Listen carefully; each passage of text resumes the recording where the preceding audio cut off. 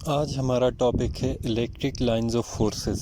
ये electric field lines ये क्या होती हैं, ये किसने डिस्कवर की, ये किस पर्पस के लिए यूज़ होती हैं, इनकी क्या करेक्टरिस्टिक्स हैं। तो सबसे पहले ये कि अगर हम इस क्वेश्चन का आंसर दें कि what are electric field lines, तो इलेक्ट्रिक फील्ड लाइंस ऐसा हमारे पास मैप प्रोवाइड करती हैं जो कि हमें दो बहुत इम्पॉर्टेंट इंफॉर्मेशंस देता है चार्ज के बारे में। इलेक्ट्रिक फील्ड लाइंस हमें ऐसा मैप प्रोवाइड करती हैं कि जो हमें चार्ज के बारे में दो बहुत इम्पॉर्टेंट इन्फॉर्मेशन प्रोवाइड करता है। नंबर वन ये कि जब हम किसी चार्ज से फील्ड लाइंस ड्रॉ करते हैं तो ये लाइंस हमें ये इन्फॉर्मेशन देती हैं कि किस पॉइंट पे फील्ड कितनी वीक या कितनी स्ट्रॉन्ग है, और दूसरा ये कि ये हमें ये बताती हैं कि किस पॉइंट पे इलेक्ट्रिक फील्ड यानी उस चार्ज से फोर्स की डायरेक्शन क्या है। तो ये दो इम्पॉर्टेंट इन्फॉर्मेशन इनसे हमें मिलती हैं।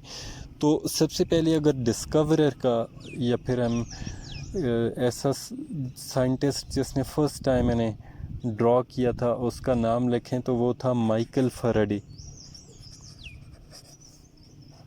Michael Faraday was the one who first time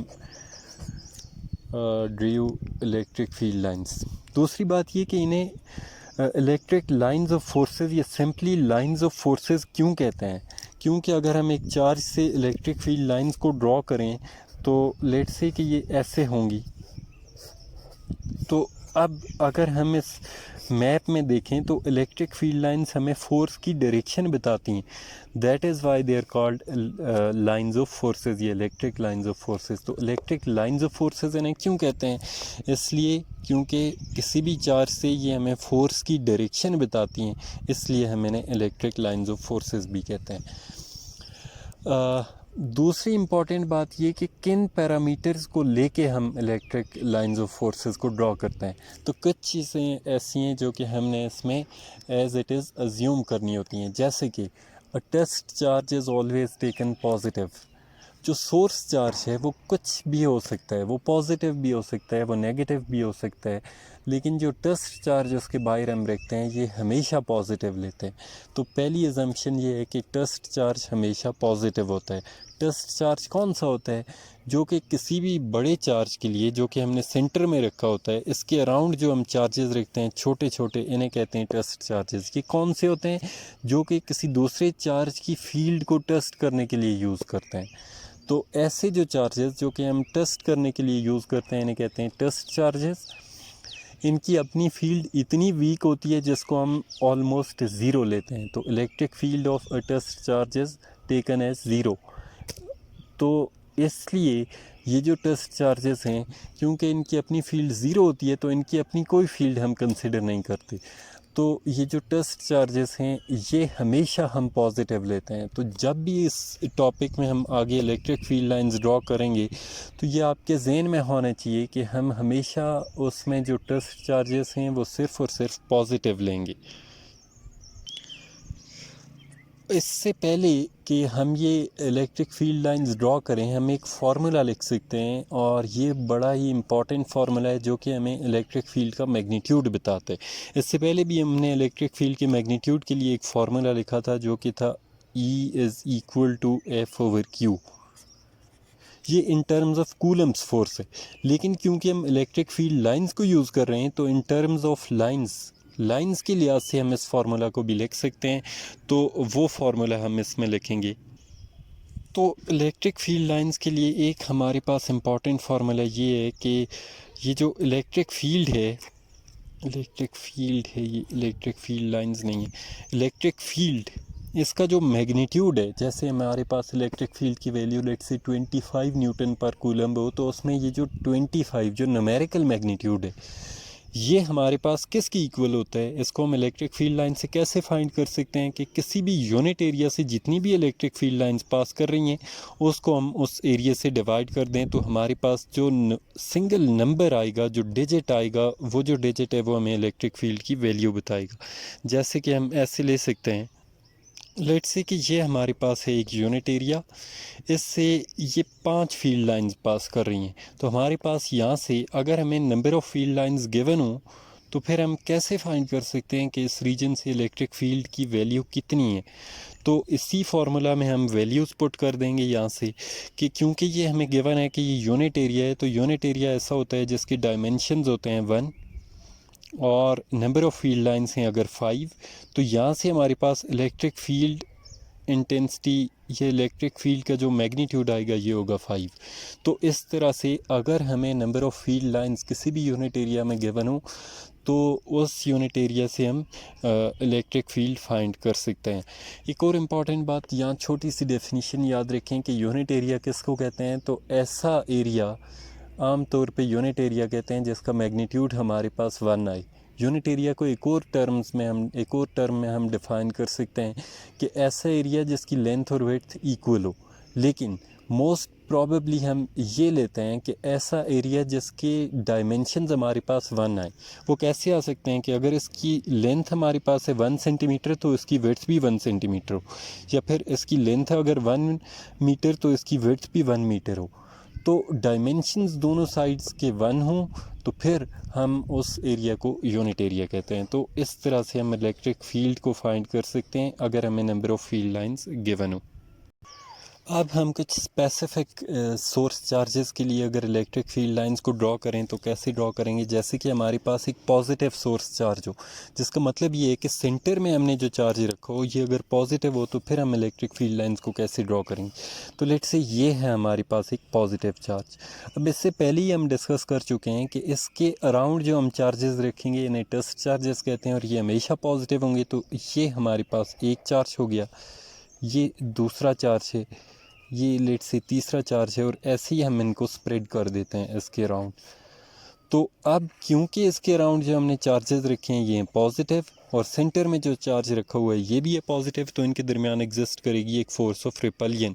तो ये जो सेंटर में चार्ज है ये इन बाकी चार्जेस को रिपल करेगा, और रिपल करेगा तो यहाँ से आउटवर्ड डायरेक्शन में रिपल करेगा, ऐसे पुश करेगा आउटवर्ड डायरेक्शन। और ऐसे ही हम बाकी सब चार्जेस के लिए भी इसको ड्रॉ कर सकते हैं। तो ये हमारे पास फील्ड लाइंस होंगी अगर हम एक पॉजिटिव सोर्स चार्ज के लिए ड्रॉ करें, जिससे हम ये देख सकते हैं कि इलेक्ट्रिक फील्ड लाइंस की डायरेक्शन हमेशा होगी आउटवर्ड डायरेक्शन। एक सर्कल अगर हम यहाँ से ड्रॉ करें तो ये ऐसे लगता है, अगर हम यहाँ से एक सर्कल ड्रॉ कर दें तो ऐसे लगता है जैसे सेंटर से रेडियस के अलॉन्ग ये फील्ड लाइंस आउटवर्ड हैं। तो इस तरह से हम ये कह सकते हैं कि electric field lines positive source charge की वजह से हमेशा होती हैं रेडियली आउटवर्ड। अगर हम एक नेगेटिव सोर्स चार्ज लें तो इसके लिए इलेक्ट्रिक फील्ड लाइंस क्या होंगी। तो ये तो अंडरस्टूड है कि इसके अराउंड भी हमने इलेक्ट्रिक फील्ड लाइंस ड्रॉ करने के लिए जो चार्जेस रखने हैं वो पॉजिटिव चार्जेस होंगे और पॉजिटिव टस्ट चार्जेस होंगे। तो सेंटर में जो चार्ज क्योंकि वो नेगेटिव है और ऑपोजिट चार्जेस हमेशा एक दूसरे को अट्रैक्ट करते हैं, तो ये सेंटर की तरफ इन सब चार्जेस को अट्रैक्ट करेगा, यहाँ से इधर अपनी तरफ अट्रैक्ट करेगा। तो ये शेप बनेगी हमारे पास एक नेगेटिव सोर्स चार्ज के लिए इलेक्ट्रिक फील्ड लाइंस की। अगर हम यहाँ पे एक सर्कल ड्रॉ कर दें तो ऐसे लगता है कि जैसे ये सब जो फील्ड लाइंस हैं ये इस सर्कल से रेडियस के अलॉन्ग इनवर्ड हैं, यानी रेडियस के अलॉन्ग आ रही हैं और अंदर की तरफ इनकी डायरेक्शन है। तो इसलिए हम कह सकते हैं कि नेगेटिव सोर्स चार्ज के लिए जो इलेक्ट्रिक फील्ड लाइंस हैं इनकी डायरेक्शन होती है radially inward. Electric field lines positive और नेगेटिव सोर्स चार्जेस की हमने देख ली कि ये दोनों एक दूसरे के ऑपोजिट होती हैं इन टर्म्स ऑफ डायरेक्शन। अब एक डाइपोल के लिए अगर हम इलेक्ट्रिक फील्ड लाइंस को लें तो डाइपोल क्या होता है, एक पॉजिटिव और नेगेटिव चार्ज को अगर सेपरेट कर दें, कुछ डिस्टेंस रखते हैं इनके दरमियान में, तो they form a dipole. So dipole किसको कहते हैं, positive and negative charges separated by a small distance is known as dipole. तो अगर एक डाइपोल रखते हैं, दो अपोजिट चार्जेस ले लें, तो इनके साथ अगर हम इलेक्ट्रिक फील्ड लाइंस को ऑब्ज़र्व करें तो ये कैसी होंगी। तो ये एक इंटरेस्टिंग फिनोमेना है, क्योंकि अगर हम इलेक्ट्रिक फील्ड लाइंस ड्रॉ करें एक पॉजिटिव चार्ज के लिए तो ये हैं रेडियली आउटवर्ड, तो ये ऐसे होंगी।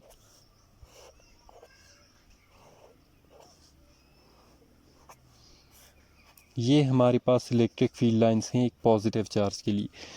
लेकिन ये हमने कैसे ड्रॉ की थी कि इसके अराउंड पॉजिटिव चार्जेस हमने रखे थे, तो इन पॉजिटिव चार्जेस को ये पॉजिटिव सोर्स चार्ज रिपल करता है क्योंकि वो इसके लिए लाइक चार्जेस हैं। लेकिन इन्हीं चार्जेस को एट द सेम टाइम ये नेगेटिव चार्ज अट्रैक्ट करेगा तो ये इसकी तरफ अट्रैक्ट होंगे। तो इस तरह से इलेक्ट्रिक फील्ड लाइंस की डायरेक्शन ऐसे बन जाएगी हमारे पास एक डाइपोल के लिए। फिर अगर जो हमने यहाँ पे चार्ज रखा होगा पॉजिटिव, तो ये उसको भी अट्रैक्ट करेगा, यहाँ से भी अट्रैक्ट करेगा, यहाँ से भी अट्रैक्ट करेगा। तो इस तरह से जब हम एक डाइपोल लेते हैं तो उस वक्त हमारे पास इलेक्ट्रिक फील्ड लाइंस की डायरेक्शन ऐसी बन रही है, जो पहले दो केसेस में नहीं थी, इनमें सब स्ट्रेट लाइंस थी, इनमें हमारे पास कर्व भी आ रहा है। तो जब भी इलेक्ट्रिक फील्ड लाइंस में कर्व आ जाए और हमने इलेक्ट्रिक फील्ड इंटेंसिटी की डायरेक्शन फाइंड करनी हो तो किसी भी पॉइंट पे फाइंड कर सकते हैं, और जिस पॉइंट पे भी फाइंड करनी हो वहाँ पे एक टेंजेंट ड्रॉ कर सकते हैं। फॉर एग्जांपल हमने पॉइंट ए पे फाइंड करनी हो तो पॉइंट ए पे एक टेंजेंट ड्रॉ करेंगे और ये हमें ई की डायरेक्शन बताएगा। इसी तरह यहाँ पे अगर हमने डायरेक्शन फाइंड करनी हो तो यहाँ पे एक टेंजेंट ड्रॉ करेंगे और ये हमें ई की डायरेक्शन बताएगा। ये बात याद रखें कि टेंजेंट हम किस डायरेक्शन में ड्रॉ करेंगे, यहाँ से पॉजिटिव की तरफ या नेगेटिव की तरफ। तो जब भी टेंजेंट ड्रॉ करेंगे वो हमेशा अवे फ्रॉम पॉजिटिव और टूवर्ड्स नेगेटिव, जो नेगेटिव की डायरेक्शन होगी उसमें टेंजेंट ड्रॉ करेंगे उस लाइन पे, तो वो हमें इलेक्ट्रिक फील्ड इंटेंसिटी की डायरेक्शन बताएगा। अब हमारे पास फोर्थ केस ये है कि हम दो लाइक चार्जेस को लें। अगर हम दो पॉजिटिव सोर्स चार्जेस के लिए ड्रॉ करें इलेक्ट्रिक फील्ड लाइंस को, तो एक पॉजिटिव सोर्स चार्ज क्या करता है हमेशा कि इसके अराउंड रखे हुए टस्ट चार्जेस को हमेशा रिपल करता है। तो क्योंकि ये चार्ज भी रिपल करेगा तो दोनों की रिपल्जन की वजह से ये जो टस्ट चार्जेस हैं ये दोनों से अवे मूव करेंगे, और एज अ रिज़ल्ट हमारे पास जो सेंटर में रीजन आएगा यहाँ पे कोई फील्ड लाइंस नहीं होंगी, और जो सराउंडिंग्स हैं इन चार्जेस की सेंटर के अलावा इन तमाम डायरेक्शंस में, ये कुछ ऐसी शेप बनेगी हमारे पास इलेक्ट्रिक फील्ड लाइंस की। एक इम्पॉर्टेंट बात यहाँ पे नोट करने वाली है कि हम कैसे कंपेयर कर सकते हैं एक डाइपोल को और दो अपोजिट चार्जेस को। तो डाइपोल के केस में कि जब हमने दो एक पॉजिटिव और एक नेगेटिव सोर्स चार्ज को कुछ डिस्टेंस से सेपरेट किया हो, तो इस केस में सेंटर में सबसे ज़्यादा फील्ड लाइंस एग्जिस्ट करती हैं, और इस रीजन को हम कहते हैं स्ट्रॉन्ग फील्ड जोन। और जो हमारे पास डाइपोल होता है, अगर हमें डाइपोल के केस में ज़ीरो फील्ड लोकेशन फाइंड करनी हो, ज़ीरो फील्ड लोकेशन कौन सा पॉइंट होता है? ज़ीरो फील्ड लोकेशन एक ऐसा पॉइंट है जहाँ पे इलेक्ट्रिक फील्ड इंटेंसिटी की वैल्यू हो ज़ीरो, यानी ई की वैल्यू हो ज़ीरो। तो हमें पता है कि वो सेंटर में कहीं भी ज़ीरो नहीं हो सकती क्योंकि सेंटर में तो स्ट्रॉन्ग रीजन है। तो फिर अगर हमें कभी भी न्यूमेरिकल्स में डाइपोल गिवन हो, दो इक्वल और ऑपोजिट चार्जेस गिवन हो या दो ऑपोजिट चार्जेस गिवन हो, बेशक वो इक्वल ना हो, और हमें ज़ीरो फील्ड लोकेशन फाइंड करनी हो, तो वो हमेशा होगी इनकी कन्फिगरेशन के बाहर कहीं एग्जिस्ट करेगी, आउटसाइड दिस कन्फिगरेशन, यहाँ पे कहीं या इधर कहीं भी इस कन्फिगरेशन के बाहर। और अगर यही ज़ीरो फील्ड लोकेशन हमने दो लाइक चार्जेस के केस में आइडेंटिफाई करनी हो, तो ये हमेशा दोनों के सेंटर में कहीं या फिर दरमियान में जो जगह होगी, अगर दोनों इक्वल नहीं है, सेम चार्जेस हैं लेकिन इक्वल नहीं है, तो फिर सेंटर में नहीं लेकिन इसी रीजन में होगी, ये जो दोनों के दरमियान का रीजन है। और अगर दोनों इक्वल हैं तो फिर एग्जैक्टली सेंटर में होगी। अदरवाइज़ ये पॉइंट अगर इक्वल नहीं है तो यहाँ पे हो सकता है, यहाँ पे हो सकता है, लेकिन होगा इनके दरमियान में। तो इसका मतलब ये है ज़ीरो फील्ड लोकेशन दो लाइक चार्जेस के केस में उनके दरमियान में किसी पॉइंट पे एग्जिस्ट करता है, और दो ऑपोजिट चार्जेस के केस में इनकी कन्फिग्रेशन के बाहर कहीं एग्जिस्ट करता है। ऐसे ही हम ड्रॉ कर सकते हैं ज़ीरो फील्ड लोकेशन दो नेगेटिव चार्जेस के केस के लिए, और इलेक्ट्रिक फील्ड लाइंस भी ड्रॉ कर सकते हैं। अगर हम दोनों नेगेटिव सोर्स चार्जेस लें तो इस केस में भी इलेक्ट्रिक फील्ड लाइंस की जो ओवरऑल जो हमारे पास इसका मैप आएगा वो सिमिलर होगा दोनों पॉजिटिव चार्जेस के केस से। सिर्फ एक डिफरेंस होगा कि इस केस में हमारे पास इलेक्ट्रिक फील्ड लाइंस की डायरेक्शन है आउटवर्ड और इस केस में हमारे पास इनवर्ड। तो जब भी हमारे पास इलेक्ट्रिक फील्ड स्ट्रेट ना रहें, जैसे केस थर्ड, फोर्थ या फिफ्थ में, और किसी भी पॉइंट पे हमने इलेक्ट्रिक फील्ड इंटेंसिटी की डायरेक्शन फाइंड करनी हो, तो जहाँ पे भी हमारे पास कर्व है उस पर हम टेंजेंट लाइन ड्रॉ करेंगे और टेंजेंट की डायरेक्शन क्या होगी, हमेशा टूवर्ड्स नेगेटिव चार्ज। और अगर नेगेटिव है ही नहीं, दोनों पॉजिटिव हैं, तो हमेशा उसमें पॉजिटिव से अवे ड्रॉ करेंगे। तो यही हमारे पास इलेक्ट्रिक फील्ड इंटेंसिटी की डायरेक्शन होगी। अब अगर हम इलेक्ट्रिक फील्ड लें दो ऑपोजिटली चार्ज्ड प्लेट्स की वजह से, तो वहाँ पे भी हमारे पास एक इंटरेस्टिंग फिनोमेना जनरेट होता है और उसको भी हम उसके लिए भी इलेक्ट्रिक फील्ड लाइंस ड्रॉ कर सकते हैं। तो दो ऑपोजिटली चार्ज प्लेट्स के लिए जब भी हम इलेक्ट्रिक फील्ड लाइंस ड्रॉ करते हैं तो हमारे पास कुछ इस किस्म की इनकी शेप बनती है कि सेंटर में जो लाइंस हैं ये तो स्ट्रेट रहती हैं, लेकिन साइड्स वाली जो लाइंस हैं ये हमेशा थोड़ी सी बाहर की तरफ उभरी होती हैं। इसकी रीज़न ये है क्योंकि ये पॉजिटिव टच चार्जेस हम रखते हैं और ये चार्जेस जितने भी छोटे हों, अगरचे हम इनकी फील्ड को नेगलेक्ट करते हैं, लेकिन जब इतनी तादाद में लेंगे तो ये एक दूसरे को भी रिपल करते हैं। तो सेंटर के चार्जेस क्योंकि इन सबसे अपर और सबसे लोअर चार्ज को पुश करते हैं और इसकी वजह से ये कुछ इस किस्म का पाथ फॉलो करते हैं, जबकि सेंटर में क्योंकि ये फोर्सेस बैलेंस रहती हैं, जैसे ये चार्ज है तो इसको अब ऊपर से डाउनवर्ड और नीचे से अपवर्ड फोर्स लग रही है तो ये सीधा ही रहेगा। तो ये हमारे पास इलेक्ट्रिक फील्ड लाइंस की डायरेक्शन होती है in case of two oppositely charge plates. और ऊपर और नीचे की लाइन बाहर की तरफ इसलिए जाती है due to mutual forces of these test charges. इसमें ये जो सोर्सेज हैं हमारे पास पॉजिटिव और नेगेटिव चार्जेस की, इनका कोई कंट्रीब्यूशन नहीं होता इस फील्ड लाइन के कर्व होने में। अब हम डिस्कस कर लेते हैं कि ये जो इलेक्ट्रिक लाइंस ऑफ फोर्सेस हैं इनकी क्या करैक्टरिस्टिक्स होती हैं, और ये जो हमने 6 इम्पॉर्टेंट इसके मैप्स ड्रॉ किए हैं, तो इन 6 से हम कौन कौन से फीचर्स को डिस्कस कर सकते हैं इलेक्ट्रिक फील्ड लाइंस की। नंबर 1 करैक्टरिस्टिक हमारे पास ये है कि इलेक्ट्रिक फील्ड लाइंस हमेशा पॉजिटिव चार्ज से स्टार्ट होती हैं and they and on negative charge. हमेशा पॉजिटिव से स्टार्ट होंगी और नेगेटिव चार्ज पे ख़त्म होती हैं। तो अगर हम एक डाइपोल लेंगे तो उस केस में पॉजिटिव से शुरू होंगी और नेगेटिव पे ख़त्म होंगी, और अगर हम एक नेगेटिव सोर्स चार्ज लेंगे तो वो बाहर से हम इलेक्ट्रिक फील्ड लाइंस को पहले ड्रॉ करेंगे, यानी टस्ट चार्ज से टूवर्ड्स सोर्स चार्ज। तो दोनों केसेस में हमने देखा कि इलेक्ट्रिक फील्ड लाइंस स्टार्ट हमेशा पॉजिटिव से होती हैं, वो पॉजिटिव सोर्स चार्ज हो या टस्ट चार्ज हो। नंबर 2 हमारे पास करैक्टरिस्टिक है कि tangent to electric field lines give direction of E. किसी भी पॉइंट पे हमें अगर ई की डायरेक्शन फाइंड करनी हो तो वो डायरेक्शन हम टेंजेंट से फाइंड कर सकते हैं, बट ये याद रखें कि टेंजेंट सिर्फ उस केस में ड्रॉ करेंगे जब इलेक्ट्रिक फील्ड लाइन स्ट्रेट ना हो। जब भी वो कर्व्ड हो तो उस वक्त उस लाइन पे जो टेंजेंट होगा वो हमें इलेक्ट्रिक फील्ड लाइन की डायरेक्शन बताएगा। टेंजेंट किस डायरेक्शन में ड्रॉ करेंगे, हमेशा अवे फ्रॉम पॉजिटिव, और हमेशा अगर नेगेटिव है तो टूवर्ड्स नेगेटिव। नंबर 3 ये है कि इलेक्ट्रिक फील्ड लाइंस ऐसे पॉइंट्स पे हमारे पास करीब होती हैं जहाँ पे फील्ड स्ट्रॉन्ग हो, और ऐसी जगहों पे वीक होती हैं जहाँ पे फील्ड ऐसी जगहों पे दूर होती हैं जहाँ पे फील्ड वीक हो। जैसे ये हमारे पास एक नेगेटिव चार्ज है, तो इस पॉइंट पे यहाँ पे इस रीजन में हम देखें तो इलेक्ट्रिक फील्ड लाइंस के दरमियान डिस्टेंस कम है, यानी ये एक दूसरे से करीब हैं, तो यहाँ पे फील्ड स्ट्रॉन्ग है as compare to this region कि यहाँ पे डिस्टेंस ज़्यादा है, तो फिर एक वीक फील्ड को इंडिकेट करती हैं।